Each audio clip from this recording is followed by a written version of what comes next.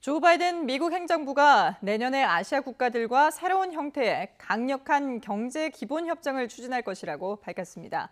미국이 중국을 겨냥한 안보 동맹에 이어 경제 분야에도 시동을 걸었다는 분석이 나오고 있습니다.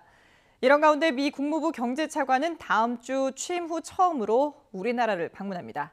취재기자 연결해서 자세한 내용 알아보겠습니다. 김선희 기자. 네, 국제부입니다. 예. 미국의 경제 부문에서도 대중국 견제를 본격화한 것 같은데요. 관련 내용 자세히 전해주시죠. 네, 조 바이든 미국 행정부가 내년 아시아 국가들과 새로운 형태의 강력한 경제 협정을 추진합니다. 관세 철폐를 목적으로 한 전통적인 무역 협정과 달리 공급망 협력, 대중국 수출 통제, 인공지능 AI 기준 마련 등을 목표로 합니다.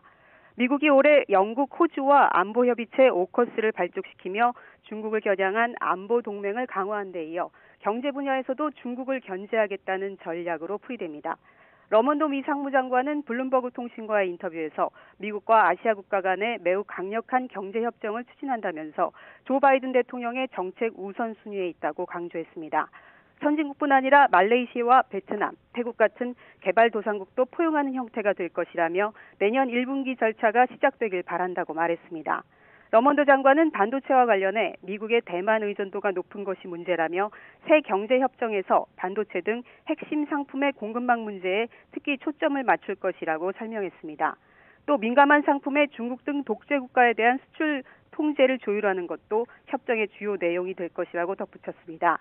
특히 미국 내 반도체 생산 지원에 배정된 자금이 중국 내 생산을 늘리는 데 사용되지 않도록 법제화해야 한다고 촉구했습니다.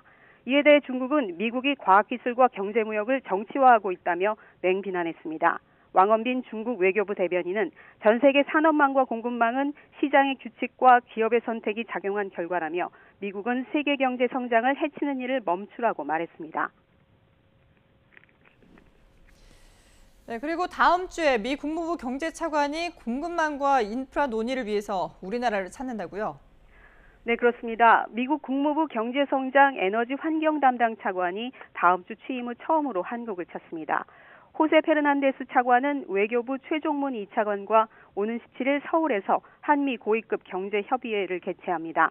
방한에 앞서 일본도 방문하는데 한일 정부 고위 당국자들을 만나 코로나19 대응책과 공급망, 기후위기, 기술협력 등 글로벌 과제에 대한 협력을 논의할 예정입니다.